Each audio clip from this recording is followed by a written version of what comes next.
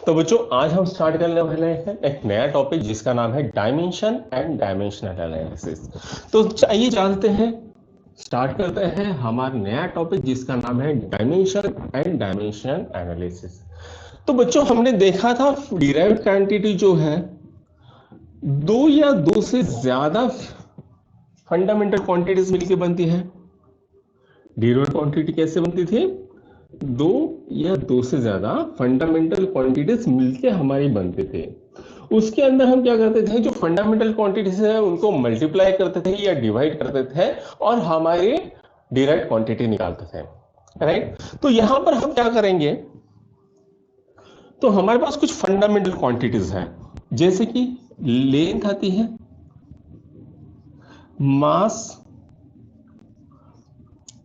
Time, temperature, electric current,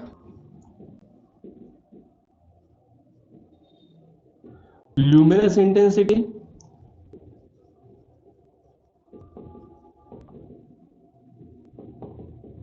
और amount of substance. ये सात हमारे पास फंडामेंटल क्वांटिटी थी, अमाउंट ऑफ सब्सटेंस, ठीक। अब डायमेंशन क्या होता है, ये हमारे सामने क्वेश्चन आता है। तो डायमेंशन हमें यहां क्या करते हैं, जो पावर होता है फंडामेंटल क्वांटिटीज के हम पावर बढ़ाते हैं या डिक्रीज करते हैं ताकि हमें हमारे डिजायर्ड फिजिकल क्वांटिटी मिल जाए। हम क्या करते हैं, पावर को बढ़ाते हैं। इसको मान लीजिए हम एग्जांपल से देखते हैं। जैसे हमारे पास है डेंसिटी, हमारे पास क्या है, डेंसिटी है। डेंसिटी होती है मास अपॉन वॉल्यूम। तो इसको अगर हम फंडामेंटल क्वांटिटीज के टर्म में लिखें तो ये क्या आ जाएगा, मास आ जाएगा। और वॉल्यूम क्या होता है, लेंथ क्यूब होता है। क्या होता है, लेंथ क्यूब होता है, ठीक है। तो यहां पर अगर हम इसे रीराइट करें तो mass into length to the power -3, ये हमें डेंसिटी की क्वांटिटी मिल गई है।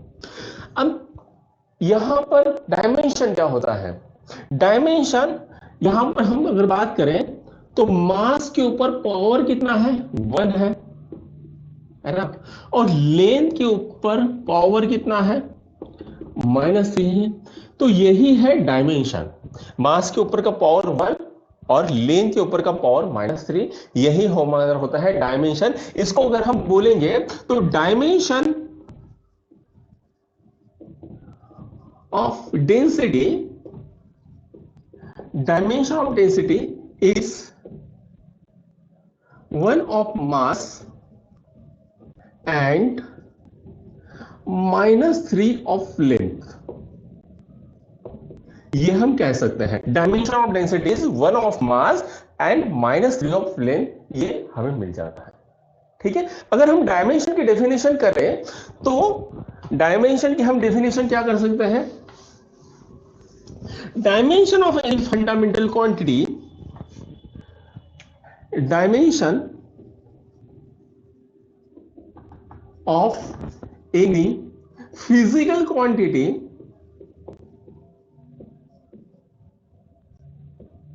is power raised to fundamental quantity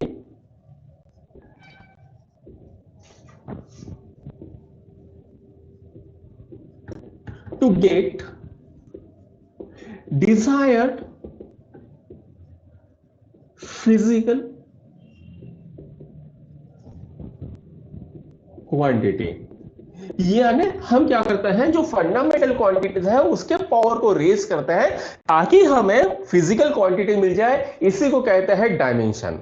अब बच्चों हमारे पास होती है 7 फंडामेंटल क्वांटिटीज, जैसे लेंथ हो गई, मास हो गई, टाइम हो गई, टेम्परेचर हो गई, इलेक्ट्रिक करंट, ल्यूमिनस इंटेंसिटी और अमाउंट ऑफ सब्सटेंस। ये हमारे पास 7 फंडामेंटल क्वांटिटीज है। तो इनके जब हम पावर को रेज करते हैं तो हमें क्या मिलता है, डायमेंशन मिलता है। अब यहां पर हम हमारे कन्वीनियंस के लिए इसको छोटे सिंबल्स में डिनोट करते हैं।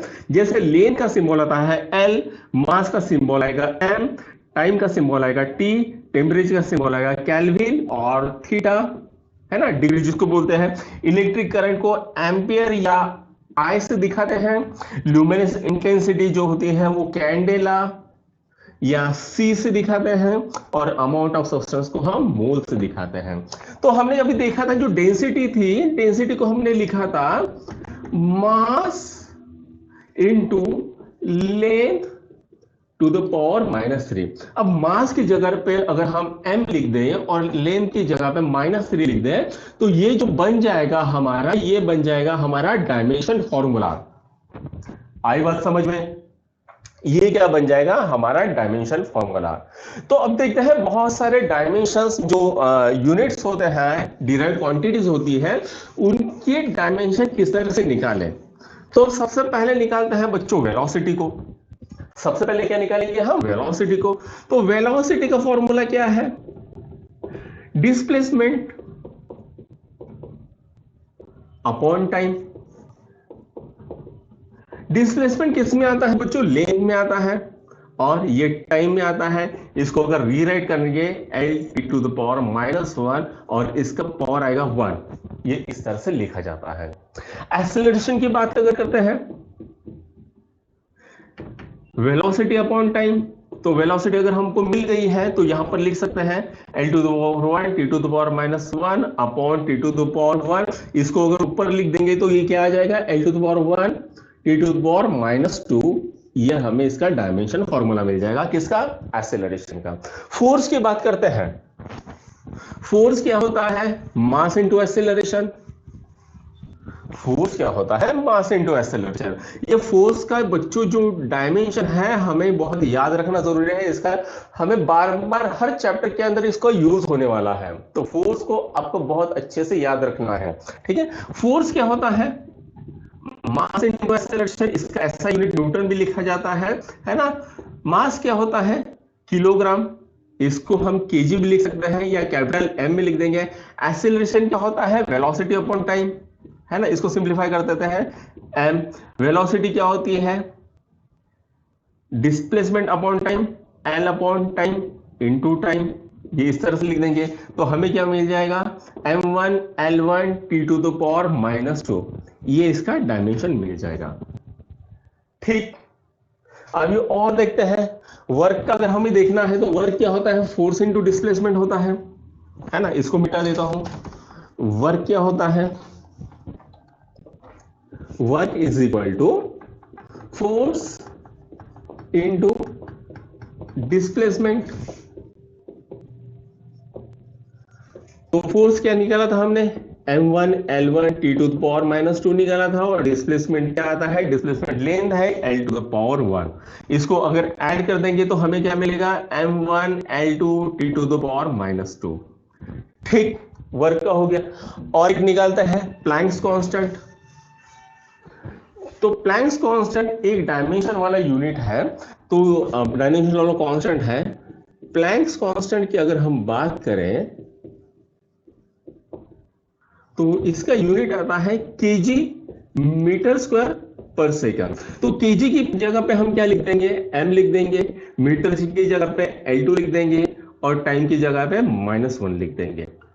ठीक, इसको सिंप्लीफाई करने की जरूरत है नहीं है, इसको आप देख सकते हो। ठीक है, अब ग्रेविटेशनल कांस्टेंट की बात करते हैं। तो force is equal to G into m1 m2 upon r² होता है, राइट। तो यहां पर F into r² upon m1 m2 is equal to G मिल जाएगा हमें।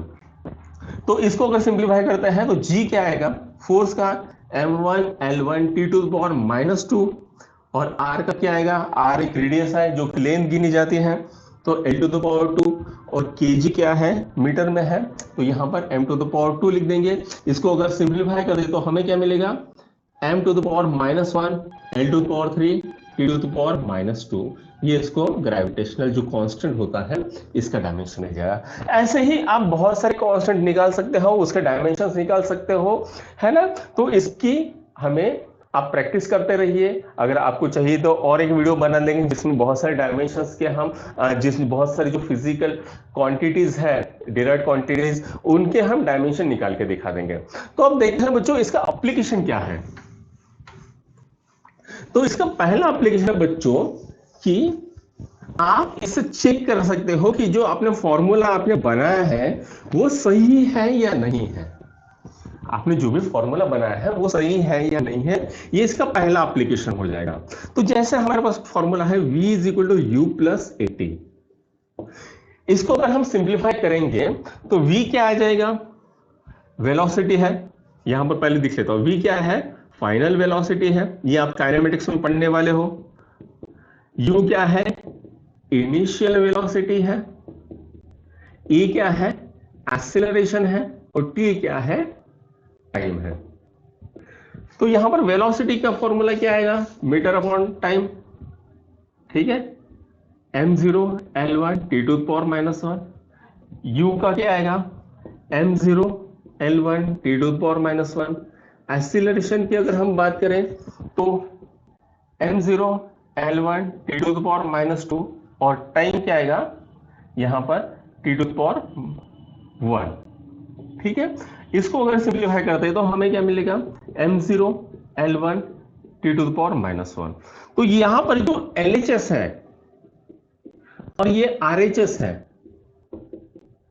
ये सेम है। इसको अगर हम सिंप्लीफाई करते हैं तो हमें क्या मिलेगा, 2 into m0 l1 t to the power minus 1। ये 2 जो है ये नंबर है, मैग्नीट्यूड है, ये डायमेंशन लेस होता है, इसको आप मिटा भी सकते हो।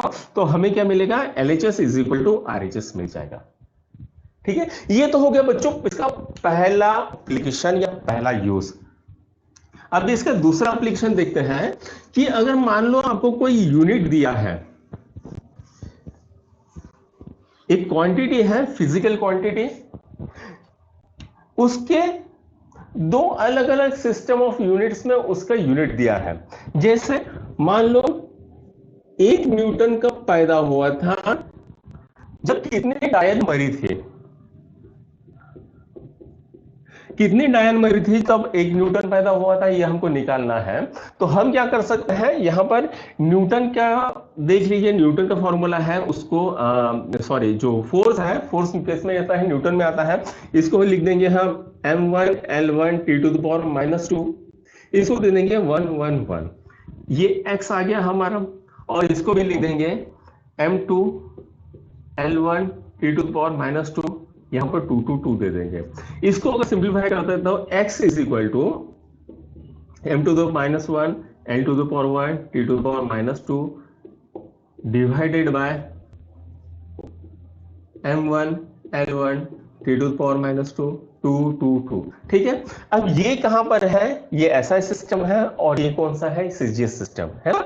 ये कैसा है, CGS सिस्टम है और ये SI सिस्टम है।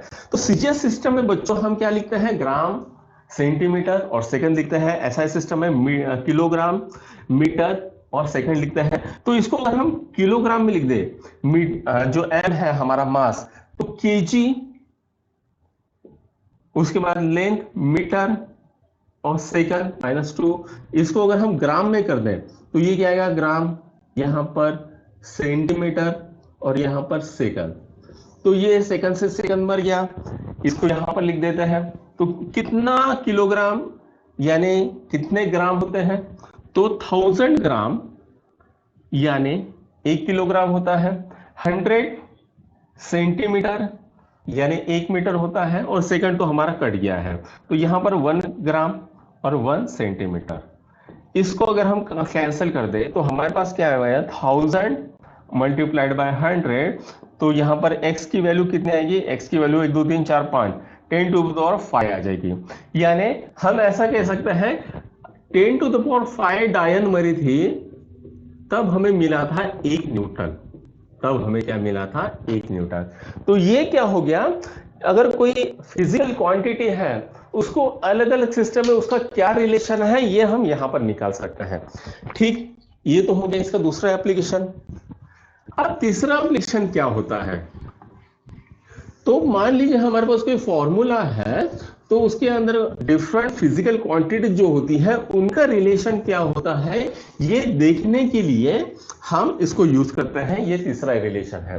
तो उसके लिए एक एग्जांपल लेते हैं। Example, suppose f is a frequency of string। एक स्ट्रिंग दी है, उसके अंदर f क्या है, उसकी फ्रीक्वेंसी है, right. t is sorry f is tension in that spring,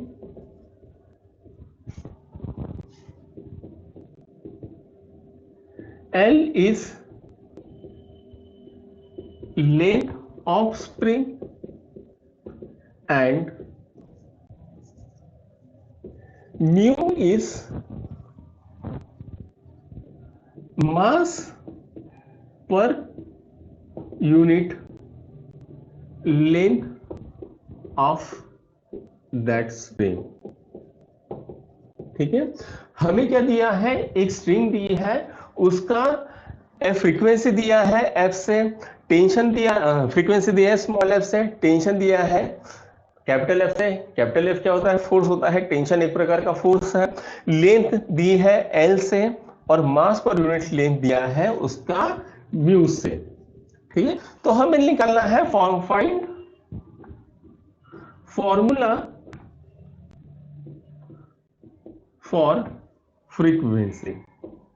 तो हमें क्या करना है, फ्रीक्वेंसी का फॉर्मूला निकालना है। तो ये क्वेश्चन लिख लीजिए, इसको हम सॉल्व करते हैं।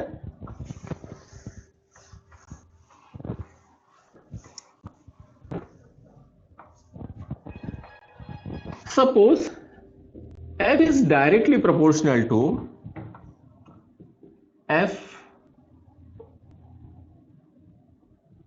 into, फिर से लिख देते हैं, suppose f is directly proportional to f into L into mu। ठीक है, तो यहां पर इसका पावर समझ लेते हैं a, इसका पावर समझ लेते हैं b और इसका पावर समझ लेते हैं c।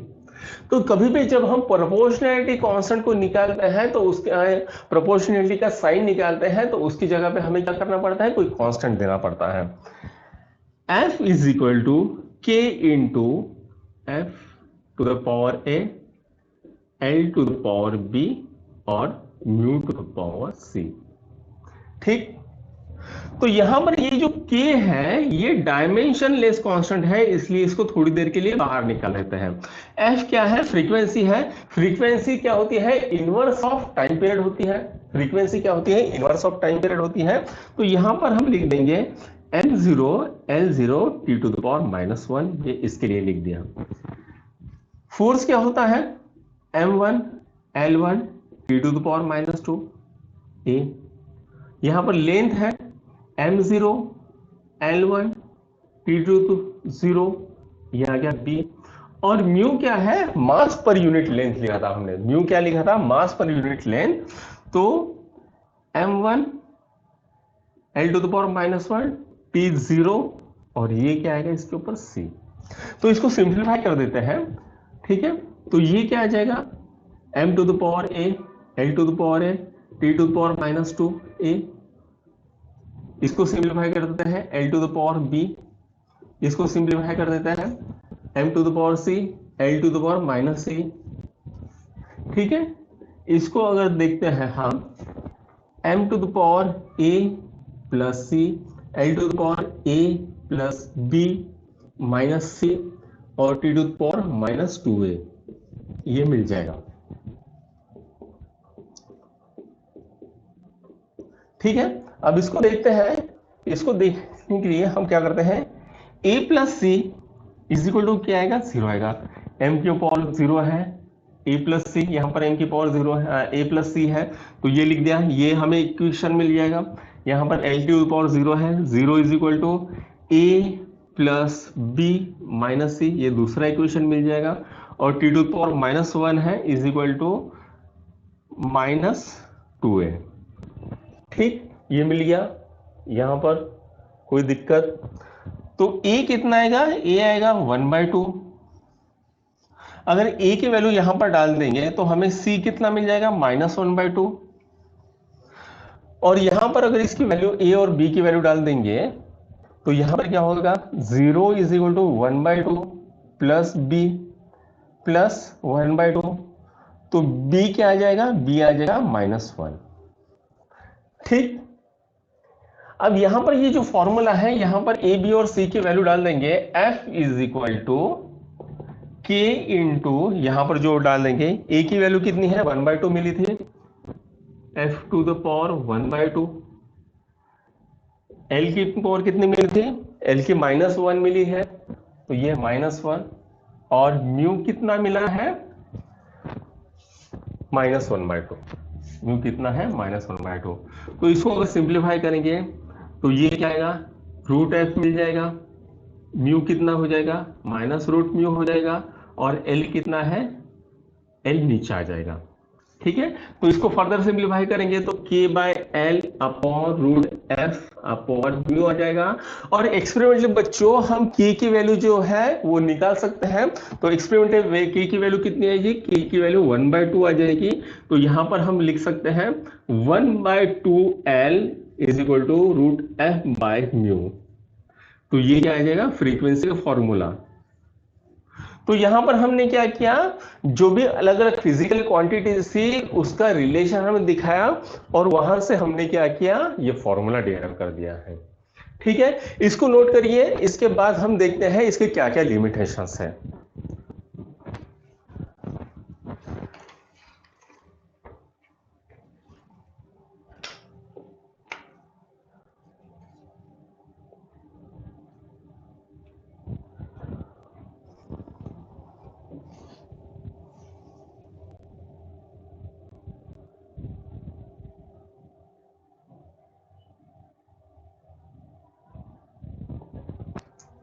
ओके, लिख लिया।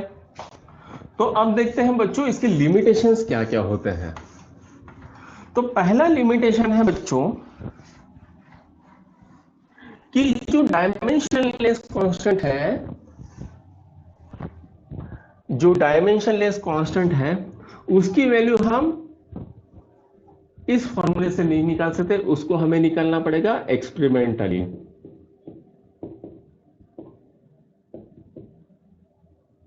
ठीक। दूसरी चीज आएगी यहां पर, पहली तो चीज हो गई कि डायमेंशनलेस क्वांटिटी है उसकी वैल्यू जो है हम एक्सपेरिमेंटल निकालेंगे, इस फॉर्मूले से नहीं निकाला। दूसरी, जैसे ही हमारे पास साइन होता है, sine theta, cos theta, tan theta, exponential, logarithm, इसकी वैल्यू हम यहां पर नहीं निकाल सकते हैं क्योंकि ये सब डायमेंशनलेस होता है। ठीक। तीसरा इसका लिमिटेशन क्या आएगा? सोच के बताइए। तो कुछ जो कांस्टेंट होते हैं जिनके वैल्यूज होते हैं, जैसे f is directly proportional to m1 m2 upon r²। इससे पहले हमने g की निकाली थी। अब यहां पर अगर मान लो कोई कांस्टेंट होता और वो अगर डायमेंशन लेस होता तो हम इसकी वैल्यू निकाल सकते हैं प्रोपोर्शनलिटी के साइन से। लेकिन अगर मान लीजिए कोई फॉर्मूला है और उसके अंदर अगर डायमेंशन प्रोपोर्शनलिटी कांस्टेंट जो होता है वो अगर डायमेंशन वाला होता है तो ये फॉर्मूला हम यहां पर यूज नहीं कर सकते, है ना।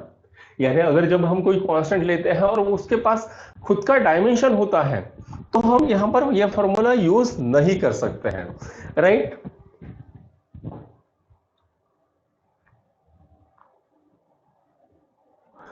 उसके बाद एक लास्ट पॉइंट आता है बच्चों कि मान लो हमारे पास कोई फॉर्मूला है जो कि आता है, मान लो s = ut + ½ at²। तो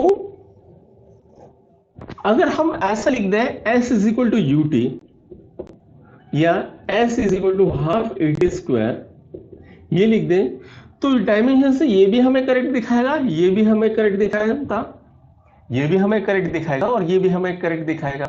तो हमें पता ही नहीं चलेगा अगर मान लीजिए हमने s = ½ at² लिखा तो उसके अंदर ut भी आता है या नहीं आता है, ये हम डायमेंशन के फॉर्मूले से नहीं दिखा सकते हैं। है ना। तो ये इसके 4 लिमिटेशंस हो गए। अगले लेक्चर में हम पढ़ेंगे प्रिसीजन, एक्यूरेसी और बाकी की चीजें। ठीक है, तब तक के लिए शुक्रिया, थैंक यू।